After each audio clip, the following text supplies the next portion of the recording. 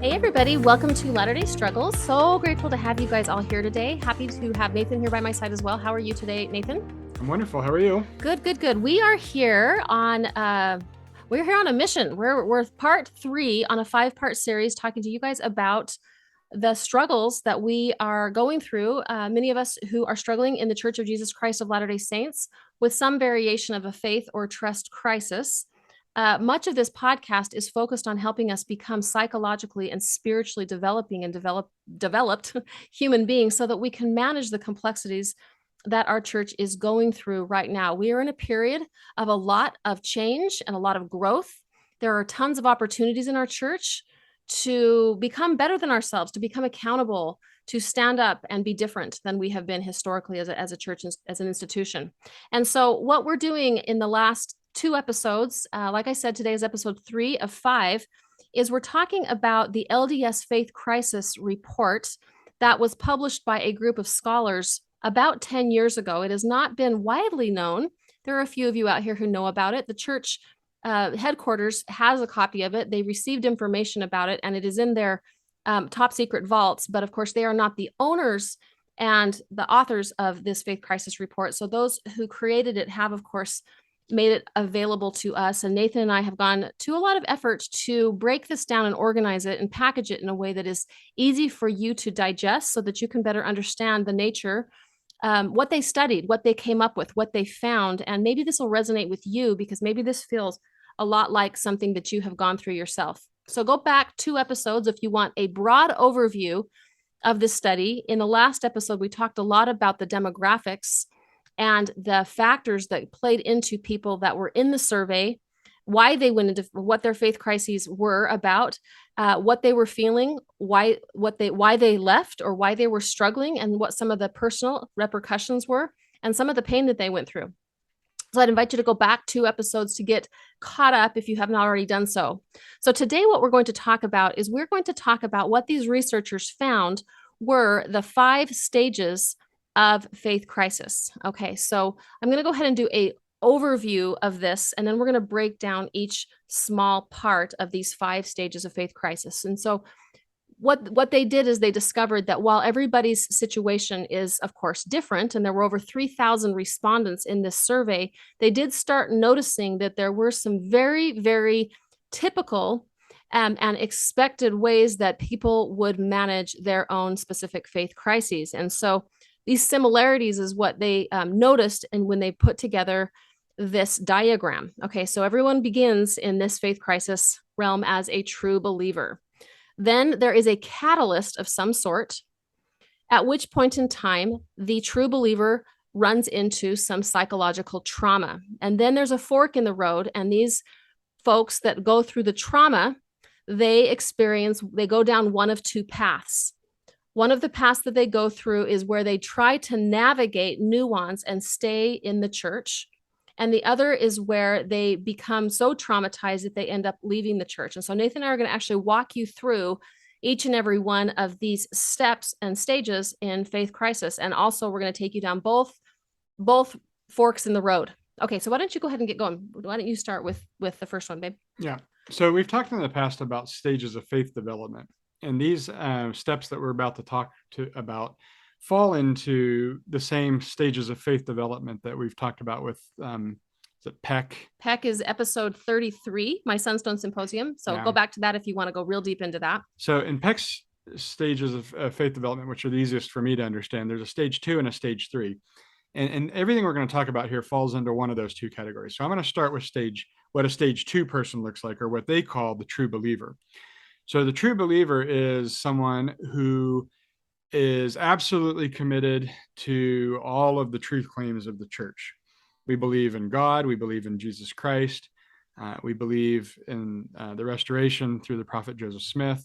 But more than that, we believe in the living prophet. We believe that this is the one and only true church on the face of the earth. We believe that the Book of Mormon becomes the evidence that this is and can be the only true church on the face of the earth. And we support and sustain the living prophet, seer, and revelator But implied in that, the sustaining of the prophet, seer, and revelator is that he's infallible, never makes a mistake, never the general authorities never say something that they shouldn't, and that we as members don't question it. And that if something seems weird or backwards or contradictory, there has to be a good explanation for it. If we knew a little bit more, we could figure everything out. And we kind of live in these mental places where everything is right. And if something seems wrong or contradictory, it's because we don't understand something. I also notice in this this true believer, or you could call it an orthodox phase or a conformist phase, at least a phenomenon that I've noticed in our church is while we lean or we've moved a little bit more towards being able to say that they make mistakes, they never actually apologize for the mistakes that were made. It's a very sort of it's like a global thing. Yeah. And there's not a lot of actual sort of accountability for the specific nature of the mistakes that have been made and the implications and how many and what people it has hurt. Anything else you wanted to say about that? No. Okay, so this true believer is many, if not most of us. I know that many of us that go through complex relationship with faith here's the deal. Let me just put it this way. That back to Peck's stages of development, most of us as children become little conformers because there's a lot of reinforcement for that. And that's actually developmentally appropriate for people that are young and that want sort of someone to tell them where to go, what to do, and how to do it. And so for many of us to begin as little conformers and to enjoy a church that tells us exactly what to do and how to believe and how to get to heaven, and it's really like clean cut and crisp and it has all the right answers, that's 100% appropriate for us to feel when we're in our lower and less developed stages of psychological and spiritual growth. Okay, the deal though is that in all faith traditions, we should move out of that conformist stage and we should move into a place of complexity. So you're going to find this is the case in any faith tradition. Our faith tradition, however, it's a little bit more of a complicated sort of process because most of the time, the catalyst for growth out of conformity or orthodoxy and into skepticism or into a deeper relationship with our own faith is catalyzed by truth claims. It's catalyzed by the realizing or the waking up to the fact that something that we thought was simply believable is no longer, we come to realize it's not true anymore. Okay, so I'm going to talk a little bit. So the next phase after the true believing phase is there is what they call step 2 or stage 2 of faith crisis is called the catalyst stage. Okay, so the report here says the faith crisis catalyst is an event that can initiate and precipitate a loss of faith for the true believer. They say that there can be dozens of reasons or dozens of catalysts, but they stated that amongst those that were in the report, there were a few that were pretty across the board. These were the most common catalysts for faith crisis. I'm not sure if these were listed in order of how many people had them, but I'm going to go ahead and just list a handful of them. One of the things that was a catalyst for faith crisis for many people was receiving a teaching calling or assignment to teach or speak in church, which led them to the internet, which led them to uncorrelated information on the internet, which led them to the often incredibly disorienting experience of recognizing that what they had learned in the correlated books that the church published was not so. And this put people in a massive spiral where they wanted to believe that this wasn't true, but they began to recognize that a lot of what they were reading was actually in fact true, and what they had been told was a sanitized or a whitewashed version of the truth. And that brought about a lot of trauma, which is the stage 3 that Nathan's going to talk about in a second. Let me just talk to you about a few more catalysts. Traditional media is another catalyst. So when I talk about traditional media, I'm talking about news sources pre-internet. So we're talking about CNN, Newsweek, PBS, and other such outlets that have reported on controversial issues in the Church of Jesus Christ of Latter-day Saints. And they really would confuse lifelong educated or those who thought they were educated members of the Church of Jesus Christ of Latter-day Saints. This report actually states that there were many members who were completely devastated to later learn that after they watched the South Park episode, that really highlighted issues of church history. They came to realize that the South Park episode was more accurate than the actual correlated history of the church. Right? Ouch. So that would be another catalyst so traditional media is another big catalyst for faith crisis. Another one is when a close family or friend it goes into faith crisis, and when one has the compassion to actually, in fact, listen to what they're going through, they start recognizing that, oh my goodness, my loved one or my friend is actually making some valid points. And so is faith crisis potentially contagious? The answer to that is yes, especially when we're working with an institution who has struggled in being honest. Okay, point number 4, the catalyst for faith crisis is non-correlated church books. So these can even be scholarly books that are faithful members of the church that are doing the heavy lifting of actually teaching true church history. We're talking about, say, D. Michael Quinn or Leonard Arrington or Richard Bushman. These folks have had the courage to talk about the realities of church history, which is only problematic because the church history had not been honest before. What they're doing now in their scholarly works is actually correct and honorable and honest, but it brings about faith crisis in those who have only listened to and believed the sanitized version of the church. So these really good scholarly works can actually bring about faith crisis. Okay, the next is new media. Of course, anything that you find on YouTube, Facebook, blogs, and whatnot, that brings about faith crisis.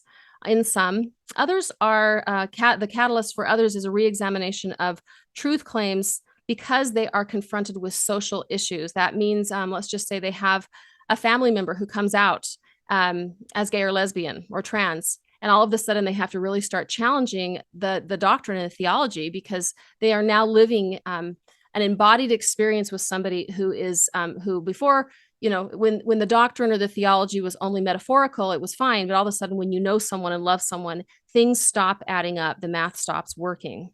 Another catalyst is someone may go through a tragedy in life and begin to have the courage to re-examine their own beliefs. Once again, this is evidence of someone who is probably progressing and growing in their own personal development, and they're challenging a lot of the dogma that they have never challenged before. And so they start looking into, what do I really believe? What is my stance on this? Not what people told me, not what I was told to believe, but what do I in fact believe? Most of the time, or frequently, tragedy or crisis brings about a sort of a catapulting of one into one's own ability to self-reflect and become more psychologically and spiritually mature. And one other thing that I wanted to just share a little bit about is that something that really hurts people when they are moving into faith crisis after they've had an event that is a catalyst is when the brethren make statements that actually make things 10 times worse. Okay, I'm going to just read a little paragraph here about this. It says this: during the catalyst phase, many struggling members begin experiencing a sense of cognitive dissonance or feelings of discomfort when presented with data that contradicts their previous beliefs. This dissonance can often be magnified by well-meaning leaders who, in the efforts to bolster faith, actually present dichotomous messages that leave little room for nuance, error, or leader fallibility. Here are a couple of examples of quotes that really hurt somebody who has been catapulted into a faith crisis by a catalyst event. Okay, this is by President Hinckley back in 2007. He said about the gospel, it's either true or false. If it's false, we're engaged in a great fraud. If it's true, it's the most important thing in the world. Now, this is the whole picture. It is either right or wrong, true or false, fraudulent or true. So what this does is it puts people in a bind where they recognize, well, I'm actually learning that this is false. And so if I do in fact have to throw the entire thing out, then I will do so. These leaders are majorly hurting us as a body when they make statements like that, because they're demanding of us to look in black and white ways at that which is very complex, which is why people, of course, oftentimes they comply and they leave. Statement number 2 is a quote by Joseph Fielding Smith, where he says, Mormonism, as it is called, must stand or fall on the story of Joseph Smith. He was either a prophet of God, divinely called, properly appointed and commissioned, or he was one of the biggest frauds this world has ever seen. There is no middle ground.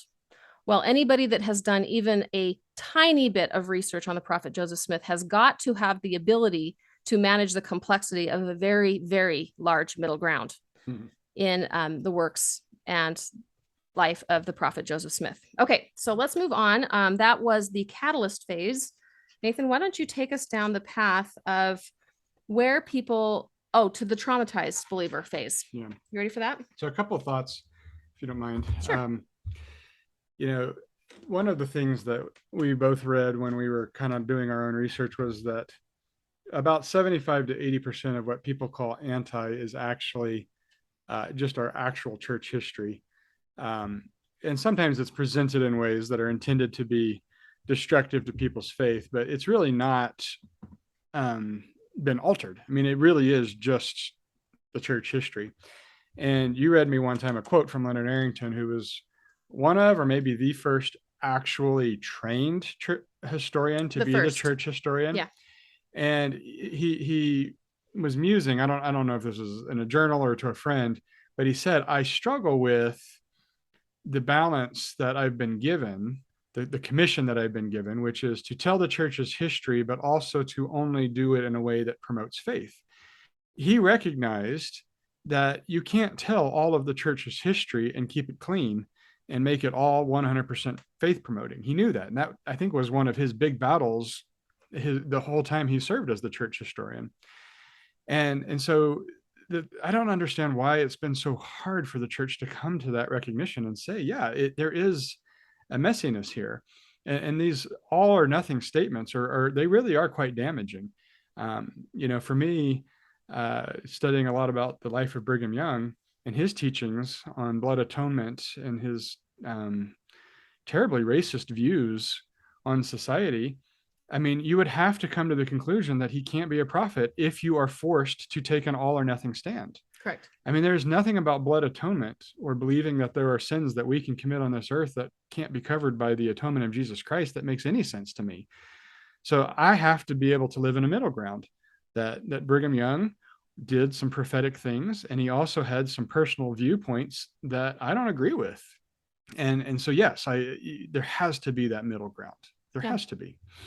Well, I noticed that this faith crisis report actually talks about how there is actually a way to reconcile church history with the promotion of faith. And it has to be reframed around helping people understand that all human beings and all institutions are wounded and fallen and in need of an atonement. That's really the only way you can frame our church history in a faith promoting way, where we can basically say a lot of mistakes have been made. A lot of people have been wounded, and yet we as a body are trying to access the healing power of the atonement of Jesus Christ, and need to do so through the atoning of our own sins of what we have done wrong, but not only what we have done wrong historically, but the hiding of the history itself is something that needs to be atoned for, needs to be, repented of. Mm-hmm. Okay, so after coming into contact with some of these historical issues, they talk about this stage of what they call the traumatized believer, which is someone who's still sort of grappling between these two worlds.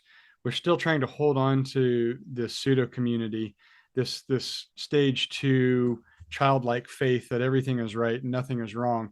And the reality that's staring us in the face is that, yeah, there are a lot of problems here. They talk about some of the difficulties in church history in this list. And this is a list that we just barely gave in our previous episode, so I might just hit a couple highlights. But Joseph Smith's history, polygamy, polyandry, his belief in folk magic, treasure digging, giving different accounts of the first vision, translation differences in the Book of Mormon, changes to the Doctrine and Covenants. Then there's kind of some of these other issues that we've talked about with Brigham Young, which is the race and the priesthood, the blood atonement, the Mountain Meadows massacre that happened under Brigham Young's watch, the Adam God teaching that he gave. There's also things past that when you get into things like this idea of lying for the Lord. Now, this is one we haven't brought up before, but this is a really interesting concept. This idea that was brought out, and Elder Oaks gave a talk on this once, saying that there are times when it is okay to lie and be deceitful on behalf of the Lord. Yeah, that should make the list. that definitely should make the list. So is this list that you're talking about, these are the things that people are like what they're traumatized about? Am I getting that right? Correct. So Okay. these are the things that they start grappling with. Yeah. Okay. Right. It's like, okay, these things really did happen. Brigham Young really taught that we should slit the throats of interracially married couples. That really happened. He taught that multiple times. And so now you're like, well, gosh, that doesn't jive with what I've learned about love and about kindness and so forth. And so we live in this kind of this state of what on earth is going on. Okay. So other things that come up besides church history, awareness of scientific issues. I was just talking to my cousin who has her PhD in zoology, and boy, this has been a big one for her. Just the history of the age of the earth and our denial of evolutionary processes, if I can speak. Other scientific challenges, things that that are presented in the Book of Mormon that we have no physical evidence of. Native Americans having more DNA from Asian populations than from the Middle East populations. Stories that just don't seem plausible for the Old Testament. There's a re-examination of theology and doctrine. For instance, the Book of Mormon seems, and the Old Testament, both seem to promote God-sanctioned genocide, God-sanctioned racism, sexism, questions about whether there's only one true church or whether we should be taking the scriptures literally. There's a re-examination of cultural issues. Does our church actually oppress women?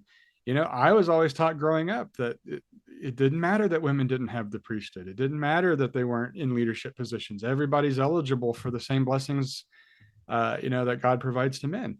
And I bought into that for a really long time. And the hiding in plain sight of sexism, racial issues we've already talked about.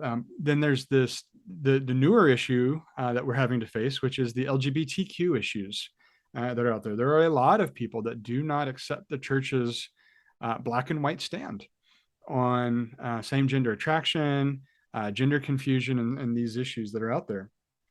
Okay, so a traumatized believer also is now having to confront spiritual issues. And this is a one that we hear a lot about.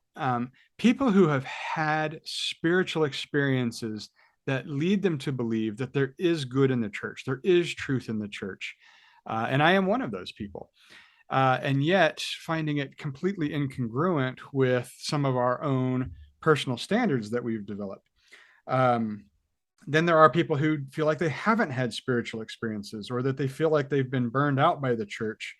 Then we have re-examination of institutional issues, the unquestioning obedience of leaders, the inability to disagree with them, the shame that one feels should you decide to vote opposed to a particular leader or to a particular policy. There's the culture of patriarchy. There's the secrecy behind finances, and so forth. So these kinds of things come out, and now you're living in this in-between stage where you've had these beliefs. They're very important to you. You may have had some spiritual experiences that you feel like confirm the truth of some of these things, and yet all these other social, historical, and spiritual issues have to be confronted now. And you can't go back. And that's one of the things that they point out is that once you've seen these things, once you've learned these things, once you've confronted these things, you cannot, in your own mind and in your own integrity, simply block them out and revert back to a stage 2 of spiritual development. You can't unsee what you've learned, what you've come to see through this faith crisis experience. Okay, so we started with the true believer. Then there's a catalyzing event, which is phase number 2 of faith crisis. Then what Nathan just talked through is the traumatized believer then has, not only are the things that were on the shelf, all over the ground, but there are a number of other things that start emerging when we start having the courage, or when, quite frankly, we are in the situation where we have to look at the whole messy picture. And Nathan just walked through what most of the people in this faith crisis survey talked about were the things that they had to basically wake up to and make sense of and grieve over and reconcile and grapple with, and how painful this process was for them. that they wished, I know for myself, I've said this to you before myself, Nathan, that it's like, man, it almost has the feeling of like, I know we always talk about Adam and Eve, but it has the feeling of leaving the Garden of Eden and like being in this new place. And like, almost there's a grief that I felt that now I know all of these things. And now I am responsible for growing up my soul and reconciling how am I going to make sense of my relationship with this institution in a way that is integrity based and is wide awake and accountable. Okay, now we're going to move on to, once we hit the traumatized believer phase, we hit the fork in the road where people go in one of two directions. Okay, so I'm going to take us down one road, and then Nathan's going to take us down the other road. I'm going to start by going down road number one, which is where someone makes choices to become what is called in this analysis, they call it the less literal believer, and ultimately ends in a place of called the secular participant. Okay, so this is where somebody has moved through the trauma phase, and I'm not convinced that, like most steps and stage models, it's not like you just go and you move forward all of the time, but rather you probably were bouncing all over the place. We may move into one of these phases and then actually move back into trauma sometimes. Okay, so let's talk a little bit about what this less literal believer looks like if they choose to go down this path. They enter into a phase of nuanced belief. And what these researchers found is that people navigated their nuanced relationship with the church in a variety of different ways. Okay, these are some of the strategies that they used. Some of them built or rebuilt a shelf where they put unresolvable doubts and concerns. Now that confuses me a little bit, Nathan, because we just talked about how you can't unsee. Is this people that choose to sort of not address and acknowledge certain things and just close their eyes to it? So in other words, I guess it's saying they're trying to go back to stage two. So they see it, but they're basically trying to not see it. That feels to me like that wouldn't last very long because the cognitive dissonance would be too strong. Yep, but some people try it. Yeah. Okay. Another strategy that people use in their nuanced belief stage is their less literal believers is they become what is often called a buffet Mormon by cleaving to doctrinal and cultural elements that spiritually work for them. And they choose to ignore the doctrinal and cultural elements that spiritually do not work for them. Okay, the next strategy that people use is for many, belief becomes more metaphorical and less literal. To me, that feels more spiritually progressive than some of these other strategies that I'm noticing, where it's almost like there's an ignoring of. This one, this less literal and more nuanced, to me feels more like Scott Peck's stage 4, where he moves into like a little bit more of where we have the potential to move more into a mystical faith, which is we recognize that we understand and appreciate some of the beauty that comes from the church, but we don't take everything very literally.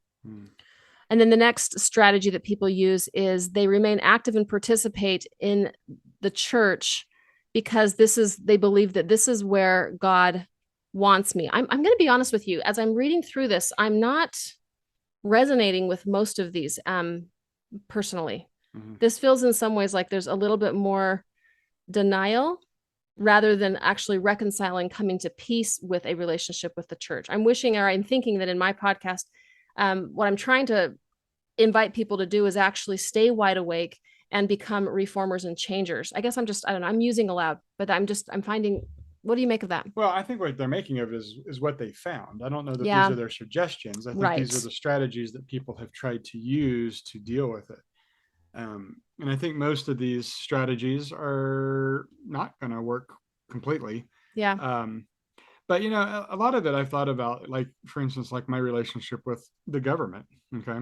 I like living in America. I don't agree with everything the government does, but I can be okay with that as long as the president of the United States doesn't try to make me believe that he's the infallible voice of God and that everything we have to do, everything that he says we have to do, as long as we come to the conclusion that we're all just kind of doing our best, I think some of those strategies may be okay. Okay, so what you're describing, I think, is helpful for me. These people are describing the way people are trying to manage nuanced belief. Whether or not they agree with it is independent. Yeah. Okay, they do, however, talk about the challenges of these folks. So when these folks go down this path of nuanced belief, they say this: while these folks oftentimes remain active, many members unfortunately experience a decrease in their level of commitment to the church. Well, of course they do. And they give the examples of they cease to pay tithing, their temple attendance decreases, and other things like that. Other elements that become challenges to folks in this phase are they often are unable to confide in anyone, which can result in desperate loneliness and increased anxiety. Okay, well, I had this is anticipating why I was kind of like, this is not a good plan. Yeah. Okay, many of the less literal believers experience a difficulty feeling authentic at church, and for many, this emotional distress and cognitive dissonance can result in members transitioning to the less believing faith crisis stage and disengaging completely from the church. Okay, so what I think they're trying to get at, you guys, I'm having an epiphany here, even though I have studied this quite extensively, is they're recognizing that most folks that go into faith crisis, when they try to be less literal believers, this does not go well for them. And it's because they are feeling fake. They're feeling inauthentic. They're feeling shame. They recognize that in their community, they don't have a place. They have no one to talk to. They have to posture that they feel a way and are a way that they aren't feeling and they're not acting true to themselves. And this causes massive amounts of emotional and psychological pain and injury. And most of the time, these folks tend to end up leaving the church. Okay. And that's probably why this podcast that Nathan and I are doing is resonating with many people, because this is something that I am not wanting people to end up having to do, which is basically live inauthentic to themselves, to stay in a tribe and end up leaving. You know, this particular pathway that they're talking about are not the people that leave, though. These are the people that just hurt. Well, they actually do eventually sometimes leave. You'll notice here, because it says here that oftentimes these folks try less literal belief. They try to sort of posture and pose and, do their very best. But they oftentimes can't hold on because it doesn't feel congruent. So eventually they end up leaving eventually. Now, what this does is, so if you've got your less literal believer, they end up turning into what the study calls, this is the fifth phase. They're called the secular participant. And a secular participant is basically exactly what it sounds like. It's a member of the church who don't believe in the claims and doctrines of the church, but they basically kind of just don't take it seriously anymore, but they still sort of show up for social reasons. They may say things like, I enjoy the church. It works for me. There's nothing better. And so this is a place of almost having really given up on having an authentic relationship, at least with the institution, if not with God. The challenges of this, if you go clear to the fifth phase, from less literal belief to secular participation, is they also to continue to remain silent about their disbelief. They don't want the negative social consequences because of what the survey calls social excommunication. They can't talk to people. They can't express their concerns. They feel very inauthentic at church. And a lot of people in this stage continue to participate, but oftentimes this builds up a lot of internal pressure.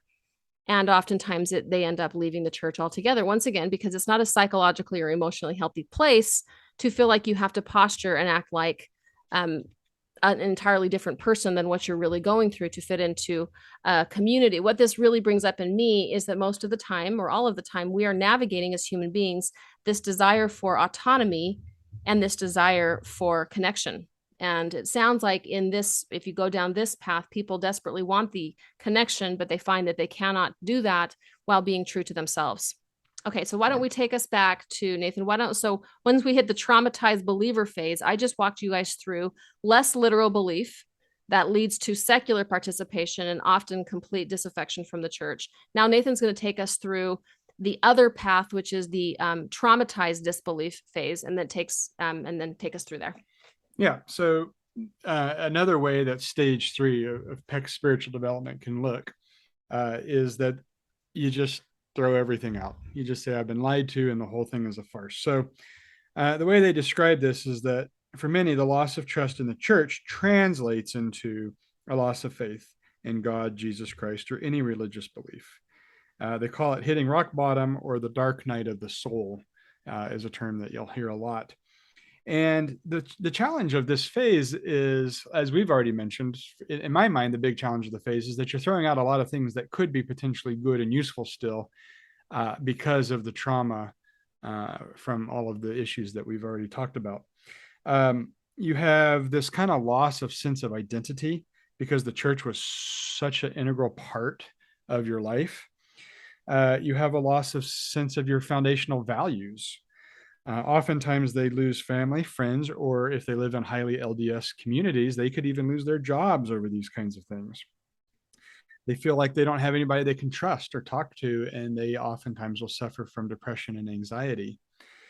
Um, the and then they go on to describe what some of these ex-Mormons or post-Mormons describe So hold on, as their experience. let me just, so Yes. what he just talked about is there's the fourth phase on my path was called the less literal believer. The fourth phase on this other path is the traumatized disbeliever. So these folks in my path, people try to stay in for a while. In Nathan's path, they leave immediately. And then he's taken us to the final phase on Nathan's side, or on Nathan's path, which is basically called the ex or the post-Mormon. Yeah. So they've resigned their membership, or at least they've whether they've literally resigned it or whether they've just figuratively resigned it. They no longer consider themselves Mormon.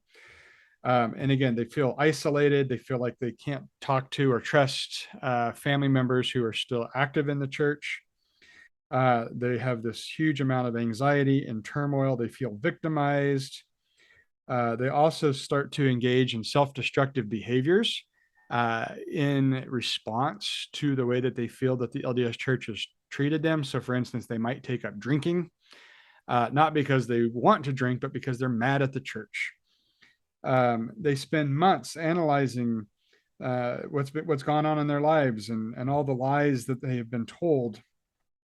And then they have to go through this transition phase where they have to develop a new identity, a new moral framework, a new social community, and a new coping mechanism with dealing with questions of like, where did I come from? Why am I here? And where do I go after I die?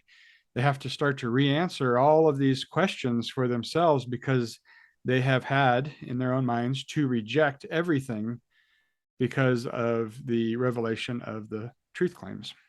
So what I'm really picking up on as we're analyzing this together, Nathan, is that the Faith Crisis Committee, these experts and researchers are trying to communicate to the brethren that at present, what their research is finding is there is no path to healing inside of the church in faith crisis until the church actually starts to not only acknowledge the suffering that's going on amongst these people, but that the church needs to acknowledge the problem and help nurture the people that are suffering. Because I'm looking at both of these paths, and both of these paths are not psychologically or spiritually healthy paths. Am I wrong on that? No, you're right. And the problem is that the church wants everybody to go back to stage 2. But what we have to learn how to do, and what neither of these paths address, is moving to stage 4. So the stage 4 of spiritual development necessarily requires going through the turmoil, going through these faith crises stages, whether it's leaving the church or staying in the church in a nuanced manner, but moving past that. And you mentioned in one of your podcasts this idea that anger is a great gas station, but not a hotel. We stop there, but we don't stay there. Right. And I think that's what these reports are eventually trying to get us to is that I don't think you can avoid the faith crisis because the truth is out there. But what you can do is a better job of helping people get through the anger phase and find a peaceful phase on the other side, what Peck calls his stage 4, what Richard Rohr would call the second half of life. That stage does exist, but not many members are finding it. Well, and I think it's made challenging to find when the root of the problem is a lot of truth claims and struggles with doctrine and theology that are not necessarily in keeping with what we would consider a loving gospel of Jesus Christ. Right. And that the church is not stepping up to the plate and owning the parts of the problems that they could own to help mitigate the faith crisis that is happening. Yeah. And so that's, I think, what these folks are trying to help the brethren understand, which is this is absolutely happening. It's happening in large numbers. And there are parts that both parties can play. The leadership of the church needs to take a step forward and take ownership in the truth claims, that the historical issues that have haunted us and wounded us as a body. And they also could stand to look at the social issues that are really, really not in keeping with the gospel of Jesus Christ, espoused by so many of us who want equality in issues around gender, race, sexuality, things like that are really hurting a lot of people in the here and now in our church. Yep. And then on the flip side, us as individuals need to start psychologically growing up ourselves and learn how to be more psychologically and spiritually complex human beings at the same time. Yep. And so both parties have work to do, but it is very challenging to work through a faith crisis when the instigating party, or the parties that have not acknowledged a lot of the problems, are acknowledging them either not at all or very, very slowly and vaguely and vaguely and indirectly. Okay, you guys, this is once again a massive dump of information that Nathan and I are trying to sort of package and deliver to you in bite-sized portions. Luckily for you, if you want, you can listen to this more than once. You may need to, because this is just a lot of information. In the next couple of episodes, what Nathan and I are going to go through is the next 2 sections of this faith crisis report. The researchers go through something that they call the perpetual cycle of disaffection. This is a psychological and emotional look at what people feel and hear and what they go through when they are going through this faith crisis. And then the 5th episode of this series is going to be, of course, recommendations, what these experts recommend that the Q15 look at and address and take very, very seriously to actually mitigate the problem of faith crisis that is so deeply impacting our church. Okay, we're going to wrap this up. I know I'm pretty tired. We've been talking for a hot minute here on this topic. Thank you guys so much for being with us today. And each time that you're here, thank you from the bottom of our hearts for your willingness to share this and every episode with the people in your lives. This is one of those really important series that we really want to get out there. This is something that is not well known, that needs to be well known. It's a phenomenon that people are experiencing more than I think we believe. This report itself talks about the large number of active LDS church members who are in faith crisis. The number was very, very high of people that are actually attending every week and are suffering from exactly what we have been talking about in this series. So please spread this. Please share this episode with people in your circles. Share it on social media. Share it on Facebook, on Instagram, wherever you spend your time on social media. Please help the word get out. If you have not already done so, it would mean ever so much to us if you would write a rating and review on Spotify or iTunes. And please be aware that if this is something that you're directly going through, if you're going through the trauma of faith crisis, I did not ever anticipate this to be the case, but I was a trauma therapist, and having started this podcast, I'm recognizing that there is trauma out there, and I'm more than happy to shift some of my daily practice as a trauma therapist to you. And so if you're interested and want to join a group where I facilitate a weekly conversation with you and a handful of other people that are going through the same thing that you're going through, please reach out to me through Instagram at Latter-day Struggles Podcast. So if you're interested, please jump on that. Grateful for all of your support, and I'm happy to be on this journey with you. We'll take care, and we'll talk to you guys later. Bye-bye. Thank you for listening to Latter-day Struggles. If this podcast has supported your faith journey, we invite you to explore the many ways you can continue your healing and growth with us. On our website, you'll find support and processing groups, marriage and parenting courses, and free resources to support where you are in your faith journey. You can also join Valerie in the live fellowship gatherings throughout the year, where we connect, process the podcast, and build meaningful friendships with others on similar paths.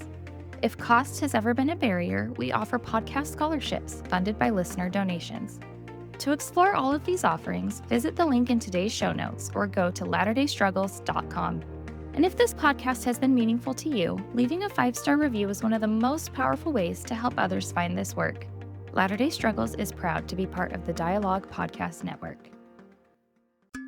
Dialogue Podcast Network.